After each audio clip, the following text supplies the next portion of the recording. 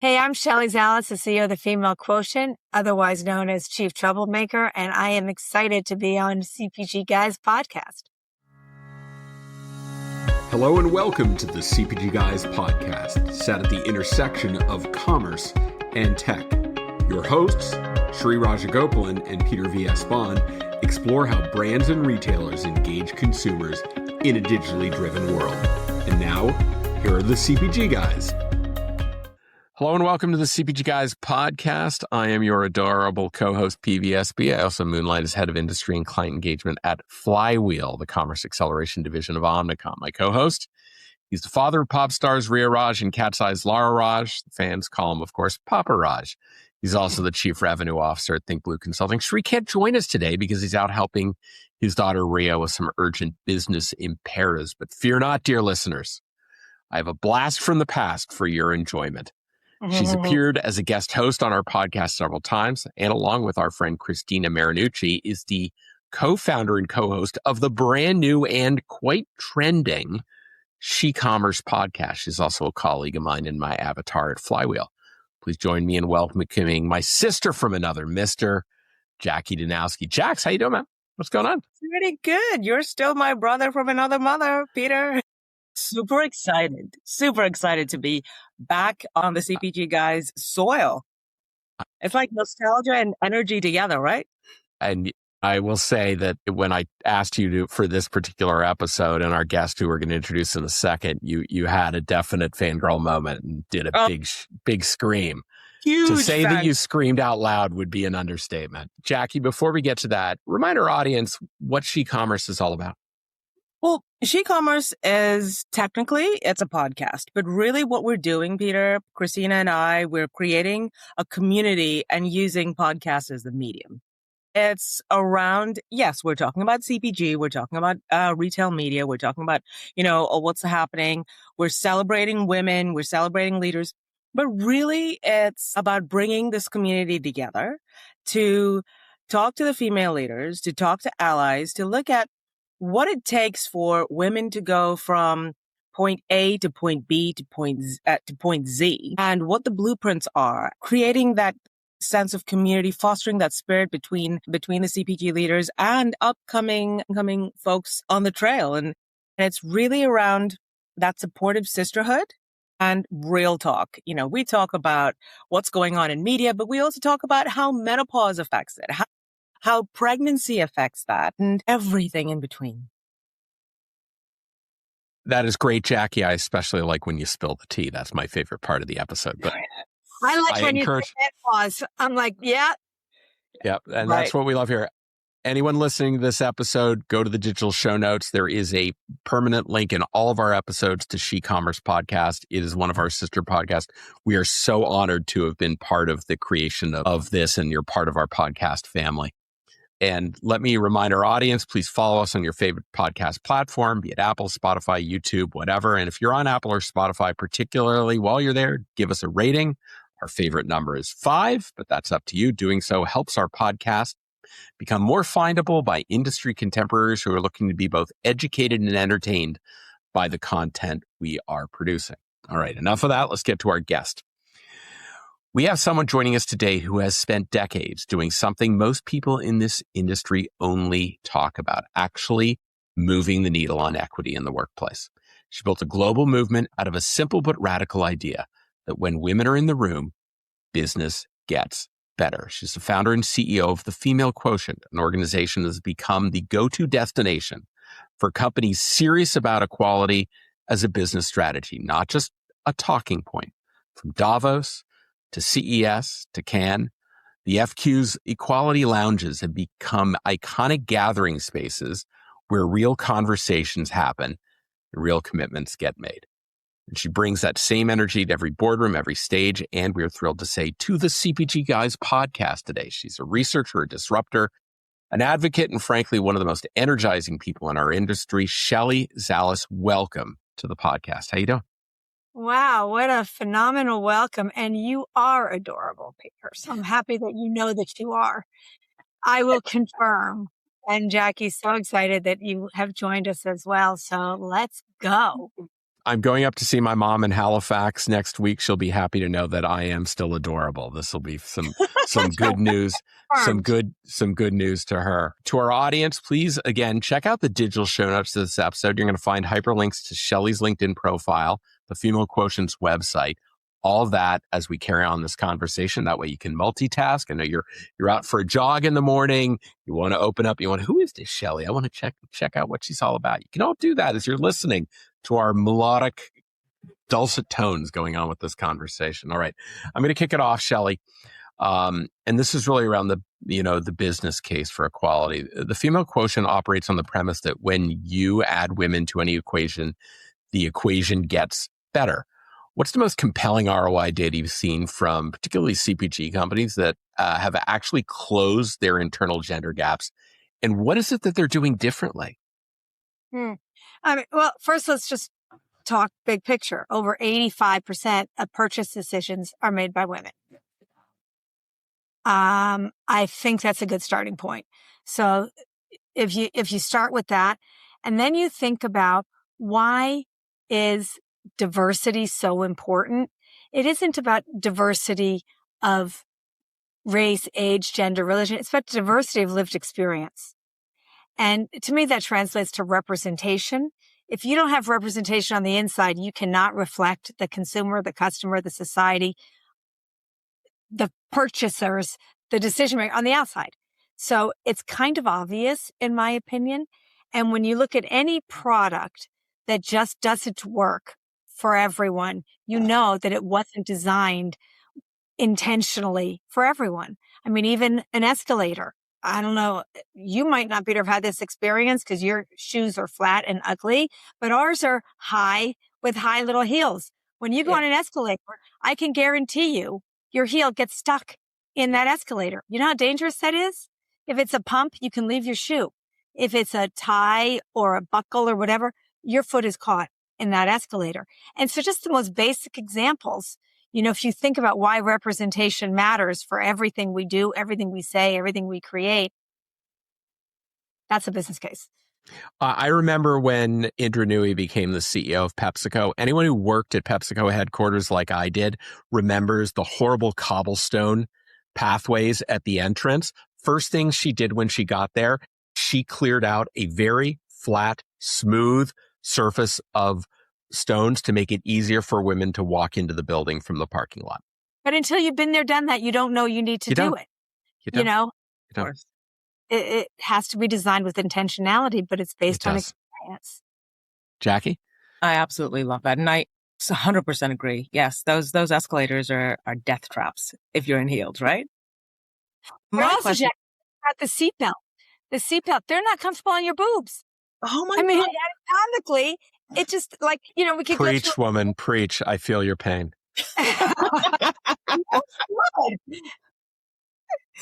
Shelley, you said that 85%, and rightly so, you said that 85% of the purchasers, purchase power comes from women, and they are still severely underrepresented in senior commercial roles in literally all of these companies. How big is that disconnect? And what's the cost to brand relevance when leadership doesn't reflect the person going out there and buying your product? Everything. I mean, when you think about, the pipeline starts at 50-50. That's not really the problem. It's as we're rising the ranks to senior leadership positions. And if you actually look at where the problems arise, we actually could create the solutions for change. There are two places that the problems kick in. One is caregiving. We lose most of our best leaders to caregiving. And caregiving is still predominantly a female issue. And so, and that's in the messy middle. That's in middle management where we have this big problem. And if you actually break down the caregiving problem, when you have a child, the biggest problem is from 0 to 1 years of age because there is no school or not many places to put your kids. So it really does become a challenge. And maternity leave, most women take it. paternity leave, when it's elective, most men don't, because it either shows a sign of weakness or, so until we have either mandatory parental leave or, some kind of systems put in place where companies take responsibility for caregiving, which I have solutions for that too, we're still going to have that problem losing our best leaders to caregiving. The second thing where it kicks in is at the first promotion. Men ask for it and they'll negotiate their salaries. Women in general won't. And so if you actually know where the gaps start, we actually can fix it because there are amazing solutions. Also, when women take maternity leave, they miss that promotion and they miss the raise and they never catch up. So that's where we see a big problem happening. It's when you go on that mat leave and, I've been there. When you come back, you're not going, it's not that next step. You've just gone 2 steps back. And you're now running to keep up, to go up to the next step that you would have ordinarily taken if you hadn't have had that break, right? Well, and also, why are women in general paid 80 cents on the dollar, Black women 64 cents on the dollar, Latinas 53 cents on the dollar? If, especially in today's day and age, we have the data. So when people say, oh, it's unconscious bias, if you use the word unconscious, you're conscious. You have a choice, do something or don't. So you can close the gap. You can. It will cost you money. Ouch. Pull off the Band-Aid. It will hurt.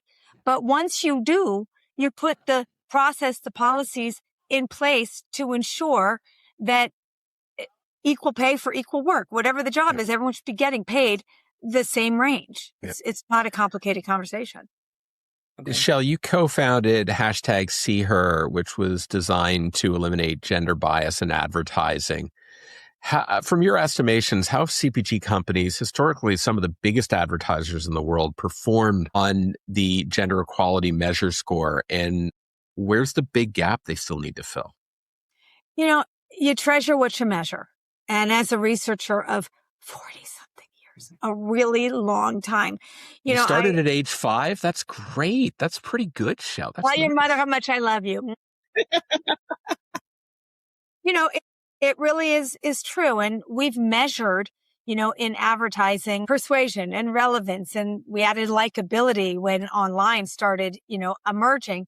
And all of a sudden, we've never measured gender representation, and perception becomes reality. So when you always are seeing, the mom getting in her big van, taking kids to school in her house coat and backing up and hitting the dog or the cat, like, really? That's how we're being portrayed? Like, that is the silliest thing in the universe. And so, we co-founded, Gail, Patty, and I, the SeeHer movement, and brought it to the ANA, the Association of National Advertisers, to get all of us. It's the collective we. If one company alone does it, it might be invisible. If collectively we march forward in a new way to measure what matters, which is gender representation for reflection and creating an accurate and realistic portrayal of girls and women in media and entertainment, we can make a difference as a community, as an industry. And so that's what happened. We created the gender equality measure.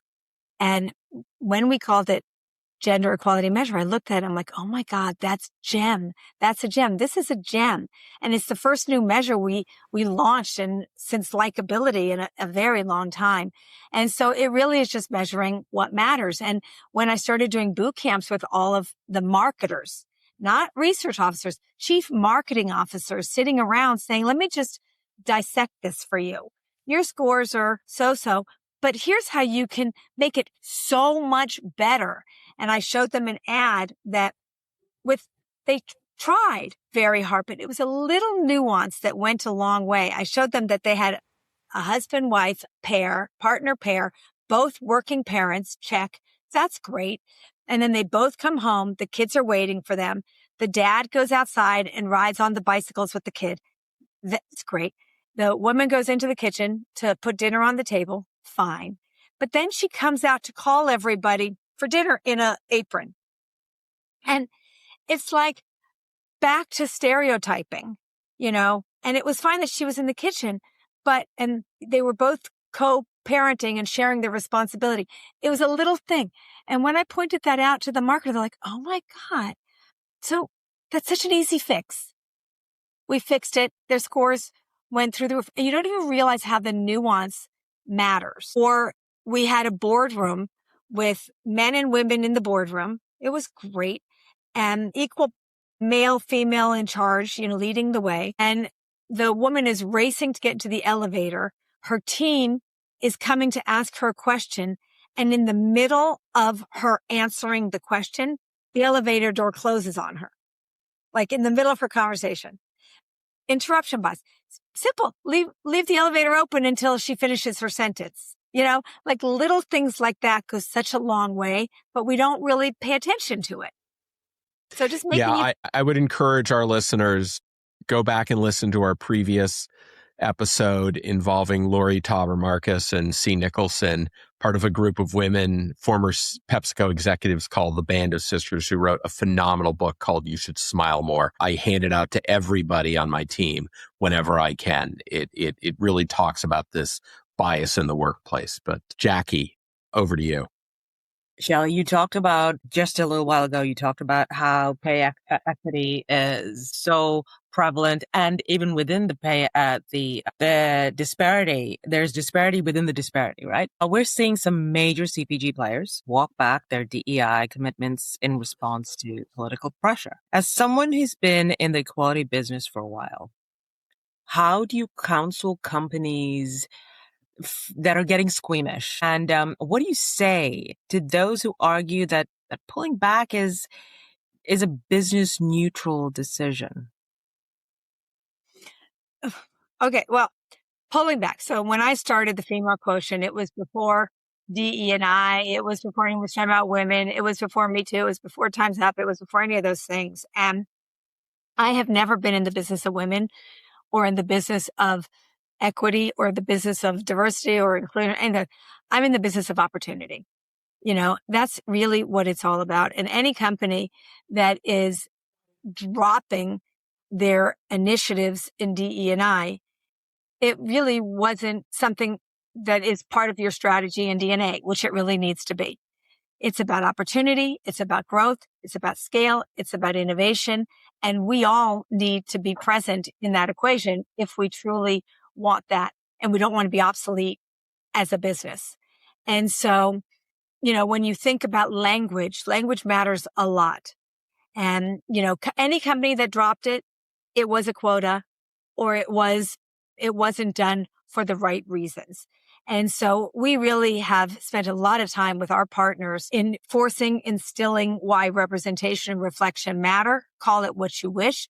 It cannot be in an HR bucket. It has to be part of the company's DNA, the company's purpose, the company's strategy. And if it is, it's not going anywhere. And if it does go somewhere, you will be obsolete, like some of those companies we know so well that just were not relevant and did not have modern workplace rules that everyone could thrive in, everyone could be seen, everyone could be heard, and everyone could feel included. So, we just use the language that is real and not just create perception that becomes reality and put the icing on the cake because you just like the taste of the icing. It has to be intrinsic to the values and core of who the company is and wants to stand for, and the why. It's the why.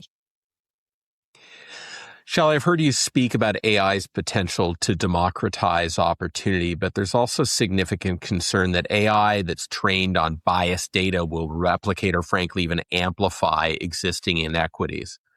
For consumer goods companies deploying AI in marketing, hiring, consumer insights, what are the guardrails that you think they should be building in to keep this from happening? There is a lot of bias right now in the data. So junk in, junk out. And because AI pulls from historical data and then, creates future road mapping, the intrinsic value and cleanliness and reflection of the data is incredibly important. It's just an interesting little thing that no one thought about until now we're thinking about it.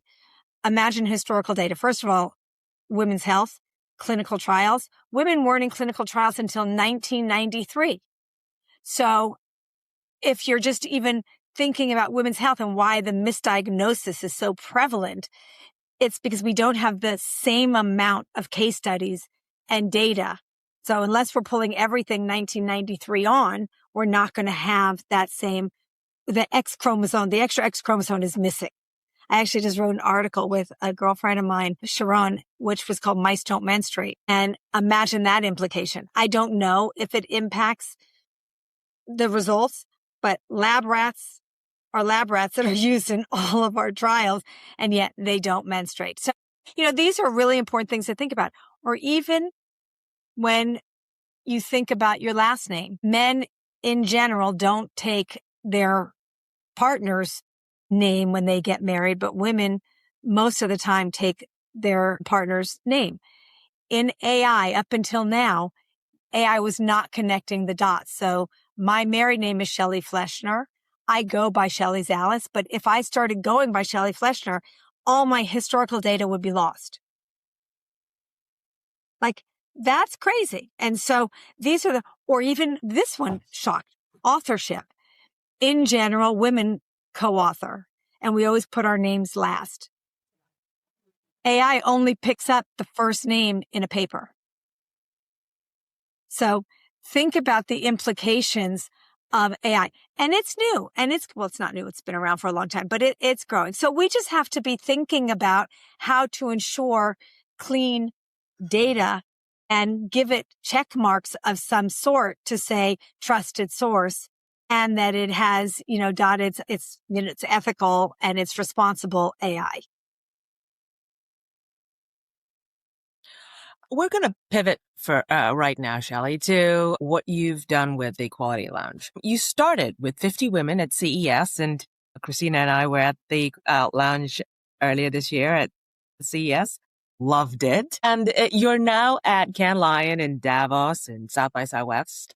How are you seeing CPG executives use those spaces differently than other industries? What are the conversations that you're hearing most from in terms of the women in retail media in that ecosystem?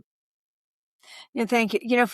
First of all, we're probably hosting over 80 in real life experiences a year now across every industry. So we do have the largest global community of women in business. I'm over 7.5 million women across 30 industries, 100 countries. And, we are not about women. We are about creating the changes that we all want to see, rewriting the rules in the workplace. So we have leaders. Imagine the best leaders. I don't care if you're a man or if you're a woman. It's about using your position, your power to bring everyone up. And that's what's happening. And in our lounges, we have, it was designed by women for everyone, where women feel comfortable, they feel seen, power of the pack, a woman alone is power. Collectively, we have impact. We're all supporting each other. You walk in, you get a hug, hello, and a yes. You're not wearing a badge. So it's not like someone's coming to talk to you because you're this title or at this company. They're going to say hello and get to know who you are. And then when you walk on the Croisette, you're like, hey, hey, hey, hey. And someone that might have felt invisible is now like a power player because he or she has this amazing collaborative, collected, connected community of people that are just people. And, this year in Cannes, we are expanding exponentially.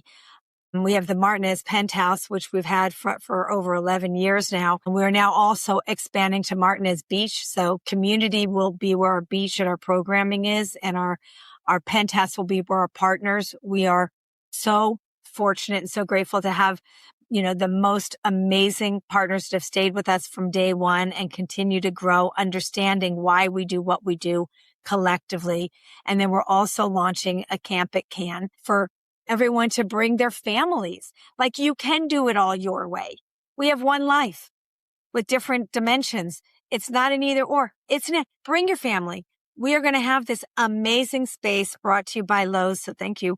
With that is, space for our future builders. And we are really excited about this. So, our partners have been amazing. We don't talk about male allies. We talk about leadership allies. We talk about conscious leadership.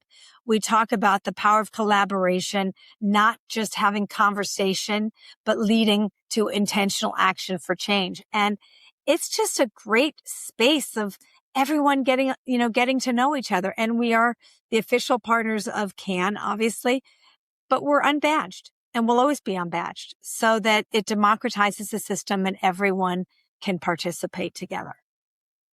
I love that. There's a big deal about people who are on the north side of the Croisette. Badging means a restriction. It's not democratized. So I feel like I'm at a bit of a disadvantage. Like the CPG guys are doing our first residence at Cannes this year, and I think we're going to have to take some cues from the FQ and how we're doing our activation there this year. Come activate with us. I love it. We'll talk about this after the podcast. At the CPG Guys, we're excited to partner with today's sponsor, Confido. Think about how many different workflows your team is managing right now. Your sales team is planning promotions in a spreadsheet. Your finance team is manually managing deductions from a dozen different retailer portals. Your ops team is building forecasts in a totally separate tool. And when something changes, a promotion shifts, a big deduction comes in, nobody finds out until it's already a problem. Most CPG brands are running these processes in silos, and the cost isn't just time. It's the decisions that don't get made or get made on bad information. Confido is the end-to-end platform for CPG operations built specifically for brands to run all of it in one place. Trade promotion management, deductions, disputes, sales forecasting, demand planning, and retail analytics. When your trade events are connected to your forecasts, and your deductions are automatically matched to your promotions, your whole team is finally working from the same picture. Over 200 CPG brands, including Olipop, Bearbells, and Simple Mills, already use it. Go to confidotech.com/CPG Guys to learn more. That's confidotech.com/CPG Guys. Let me remind our audience that we're speaking with the indefatigable Shelley Zalis, founder and CEO of the Female Quotient. All right, you've written about the care gap, the disproportionate burden of caregiving that falls on women and derails careers. Glad to hear you're trying to address that at Cannes this year.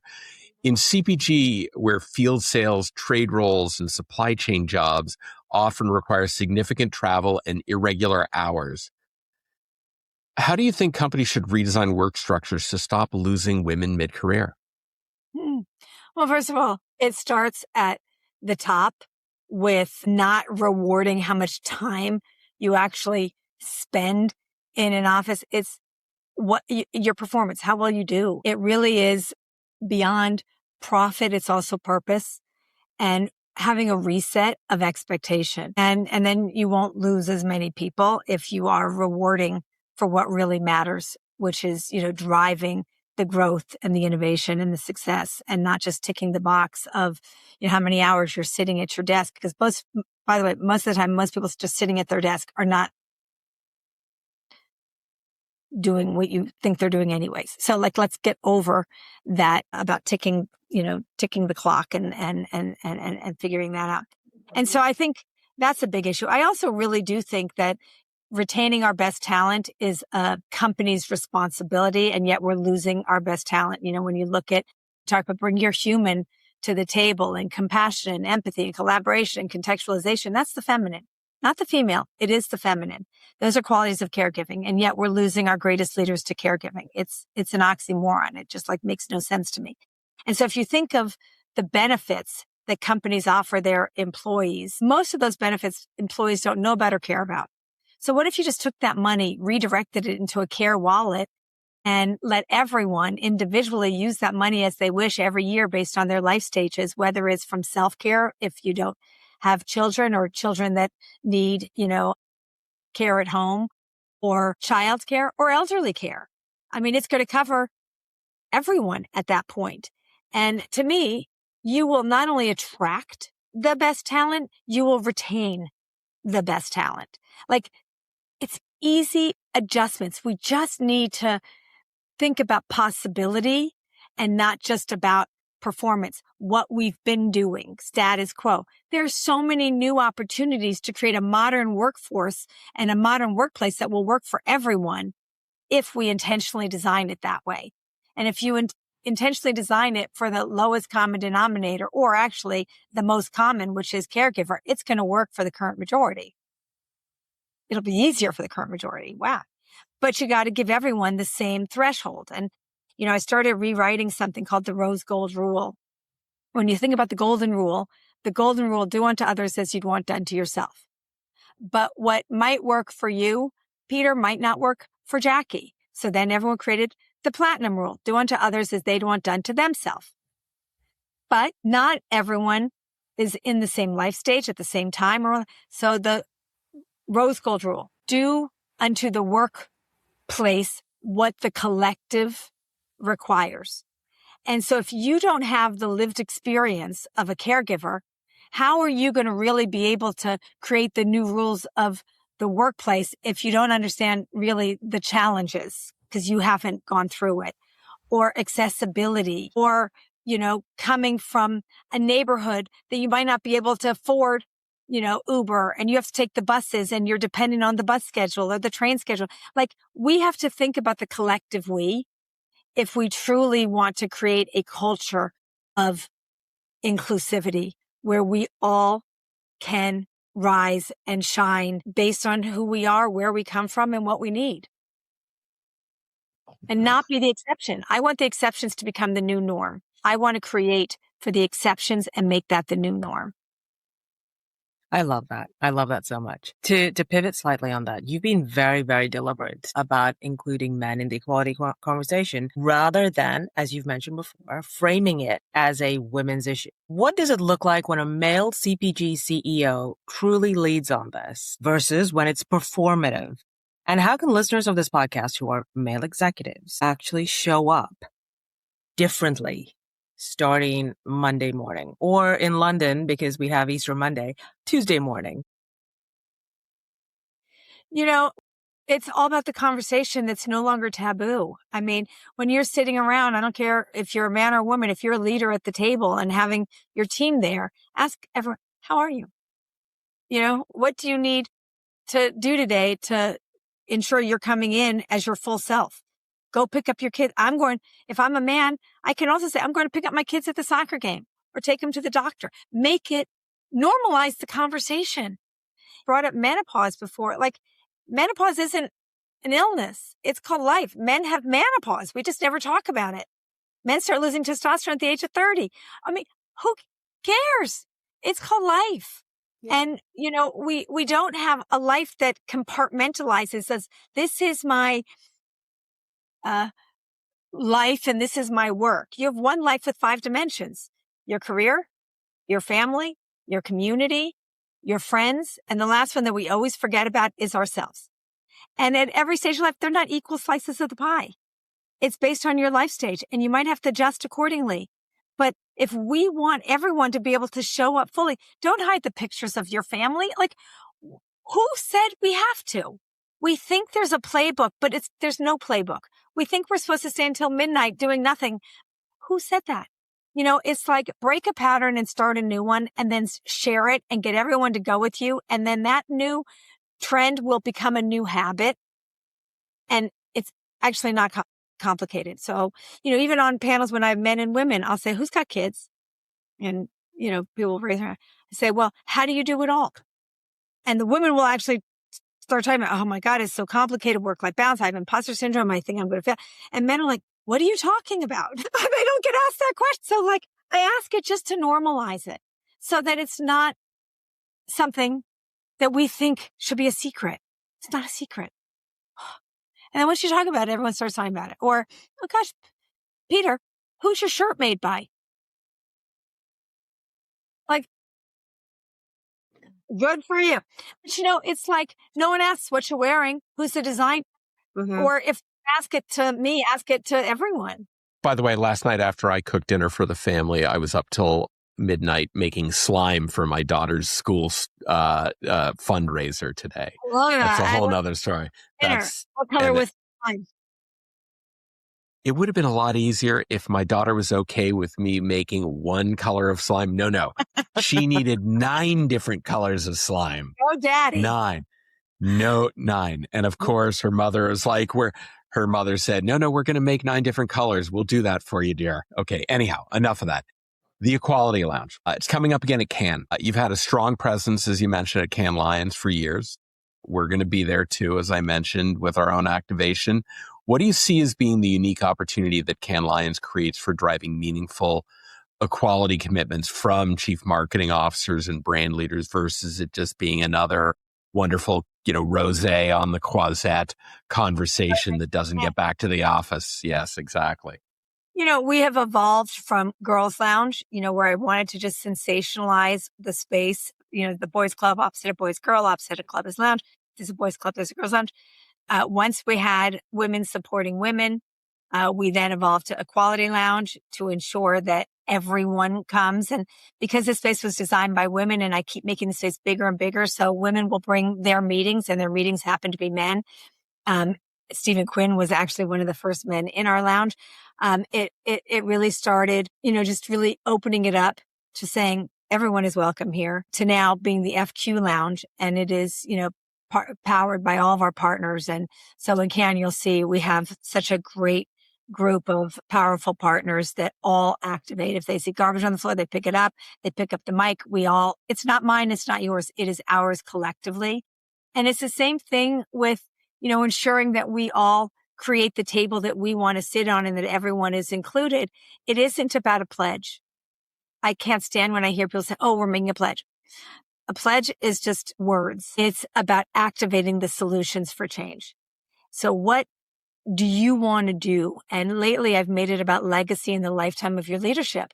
Like, I ain't going anywhere until we close the gaps that need to be closed, which is creating a modern workforce, a modern workplace where we can all thrive. Why should it take 132 more years, according to World Economic Forum? That is dumb. We think we can fix climate in 50 years. Climate is something that collectively we have to do. But what we can truly activate individually is make the decision, the choice to close the gaps in our companies. They are achievable. And it's the only global goal, actually, that we can achieve as an individual in the lifetime of our leadership. So to build on that, Shelley, you've developed tools and research frameworks to help companies measure equality outcomes. What are the 2 or 3 metrics that CPG companies should be tracking internally that most currently aren't? And how would you hold leadership accountable when the numbers don't move? Well, I think we're probably measuring the wrong things, because it isn't just about putting placeholders in place. It is about hiring the best talent and creating fair opportunity. So, I think it is about fair opportunity and then choose the best. And so it is about representation and ensuring that your products are relevant for today, for tomorrow, for the future-proofing them. And I think it's looking at a double ROI, not just a single. It's not just return on investment, which is short-term, number-based, financial, but it's also about return on impact. And when you look at the double ROI, and Mark Pritchard says it all the time, you could do good and do well at the same time. When you look at a double ROI, you will also start hiring different kind of people that bring those talents to the table, and not just look at potential, but also look at performance and think about things very differently, and hire the best. And you will see that your net will be cast wider and that your talent will be elevated. Wow, Shelley, what a fantastic conversation. We are so greatly appreciative that you took time out of your day to speak with us. We look forward to seeing you at Cannes later this summer. Thank you. Let's go. To our audience, this community, it doesn't exist without all of you. You engage with us all year long. We are so grateful to have you as our audience and our partners. And thank you in particular to the 44,000 plus followers on LinkedIn who trust us to both educate and entertain them. Please follow us on all our social media platforms beyond LinkedIn, including Facebook, Instagram, TikTok, and YouTube. Jacqui, what a great conversation with Shelley. What's your big takeaway? Still fangirling, so give me a moment.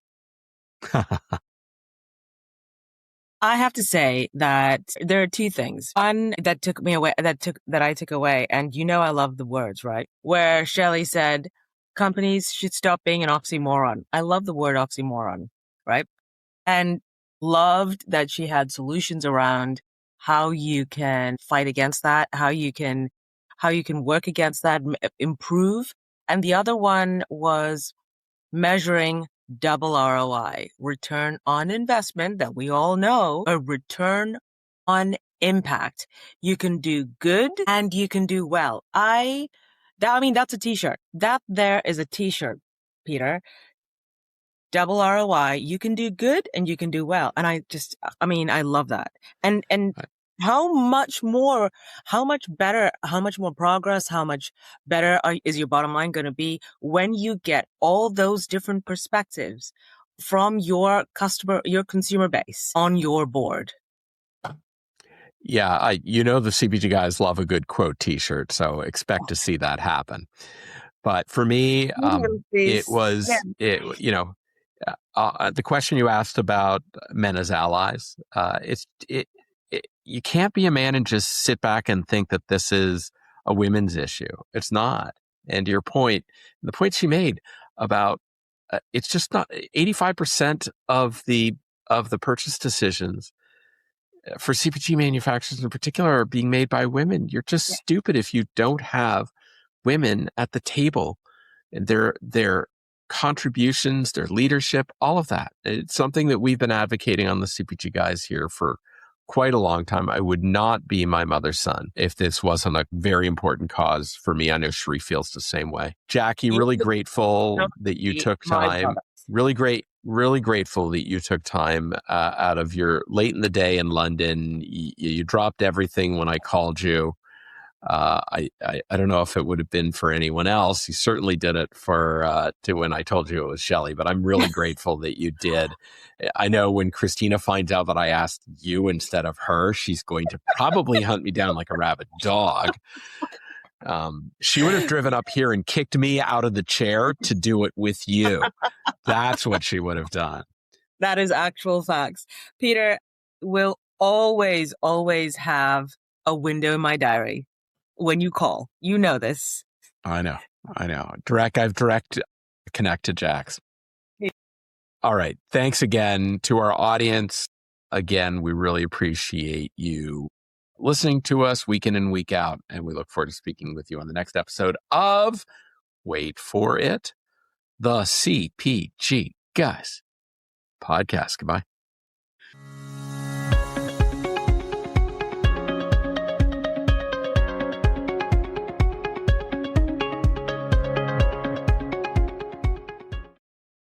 The content in this podcast episode is provided for general informational purposes only.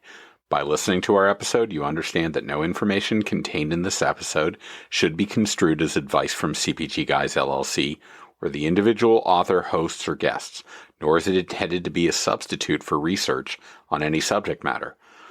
Reference to any specific product or entity does not constitute an endorsement or recommendation by CPG Guys LLC. The views expressed by guests are their own, and their appearance on the program does not imply an endorsement of them or any entity they represent. The views expressed by CPG Guys LLC do not represent the views of their employers or the entity they represent. CPG Guys LLC expressly disclaims any and all liability or responsibility for any direct, indirect, incidental, special, consequential, or other damages arising out of any individual's use of, reference to, or inability to use this podcast or the information we present in this podcast.